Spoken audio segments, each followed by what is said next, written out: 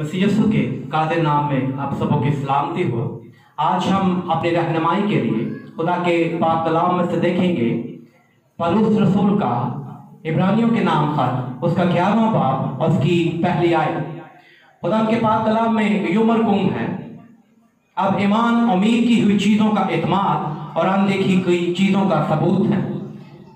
और क्योंकि उसी की बाबत बुजुर्गों के हक में अच्छी गवाही दी गई। खुदा के पाक कलाम के पढ़े, सुने और समझे जाने पर खुदा की बरकत हो।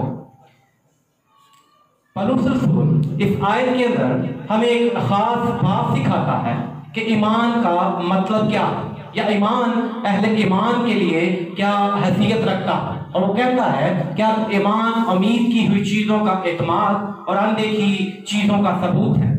क्योंकि इसी की बाबत बुजुर्गों के हक में अच्छी गवाही दी गई। और बाइबल मुकद्दस के अंदर जब हम कदीम ज़माना के अंदर खुदा के नबियों, खुदा के मुकद्दसीन की बाबत और उनकी ज़िंदगी की बाबत मुतालिया करते हैं, तो हमें मालूम होता है कि जब खुदा उनके साथ हम कलाम हुआ तो उन्होंने खुदा के कलाम पर ईमान रखा, खुदा के कलाम का यकीन किया, हालांकि वो चीज़ें वो देख नहीं सकते थे। जिस तरह खुदा ने जब नूह के साथ कलाम किया कि मैं इस दुनिया के अंदर एक पानी का तूफान लाने को हूँ और इस सारी दुनिया को मैं सफाई हस्ती से मिटाने को हूँ, तो अपने लिए एक कश्ती बना।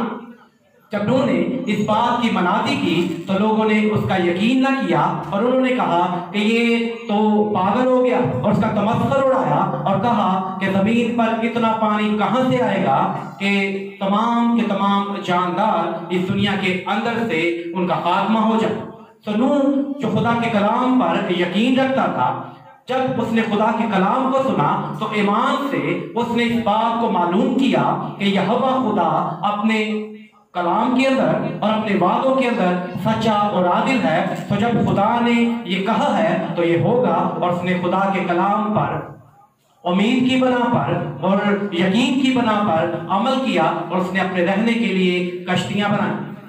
और सो उसी कश्ती के अंदर जब वो और उसके साथ और 7 जाने उसके अंदर सवार हो गई, उन्होंने खुदा के कलाम की फरमाबरदारी की, तब नूह और उसकी घराने को खुदा ने उस तूफान के अंदर महफूज रखा, क्योंकि वो ईमानदार था और खुदा के कलाम पर ईमान लाया था। और इसी तरह खुदा के कलाम के अंदर लिखा है कि ईमान सुनने से पैदा होता है और सुनना मसीह के कलाम से, क्योंकि मसीह यीशु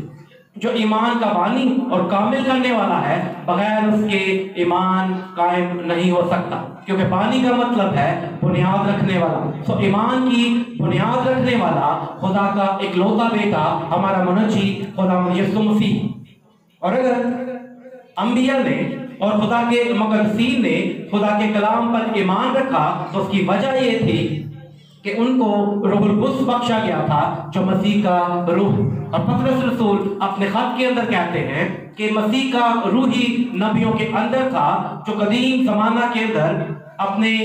आने और अपने दुखों के बारे उनके अंदर रहते हुए गवाही देता रहा। तो अंबिया के अंदर मसीह का रूह था, तो वो ईमान पर कायम रहे, क्योंकि उनकी जिंदगी के अंदर यीशु मसीह था। आज अगर कोई शख्स ये दावा करता है कि मैं अहले ईमान हूँ, मैं ईमान में मजबूत हूँ, और उसकी जिंदगी के अंदर यीशु मसीह नहीं है, जब उसने अपनी जिंदगी के अंदर यीशु मसीह को कबूल नहीं किया, तो वो झूठ बोलता है, क्योंकि बगैर यीशु के ईमान कायम नहीं हो सकता, क्योंकि वही ईमान की बुनियाद रखने वाला है।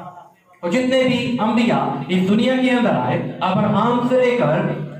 यूहन्ना बपतिस्मा देने वाले तक, वो इसलिए ईमान पर कायम रहे और उन्होंने इसलिए खुदा के कलाम पर पूरा ईमान रखा, क्योंकि उन्हें खुदा का रूह यानी मसीह का रूह बख्शा गया था। तो मेरे अजीजों, बगैर यीशु मसीह के हम ईमान में कायम नहीं रह सकते। और दूसरी कौमें, दूसरे कबीले, हाँ वो किसी भी रंग व नस्ल से हैं, किसी भी मजहब से हैं, कोई भी जुबान बोलते हैं, अगर उनकी जिंदगी के अंदर यीशु मसीह नहीं है, अगर उन्होंने यीशु मसीह को अपना शख्सी नजात दहिंदा कबूल नहीं किया है, तो फिर इनका ईमान बेबुनियाद है, क्योंकि ईमान की बुनियाद यीशु मसीह रखने वाला है, वही ईमान का बानी। खुदा अपने कलाम के वसीला से हम सबको बरकत दे।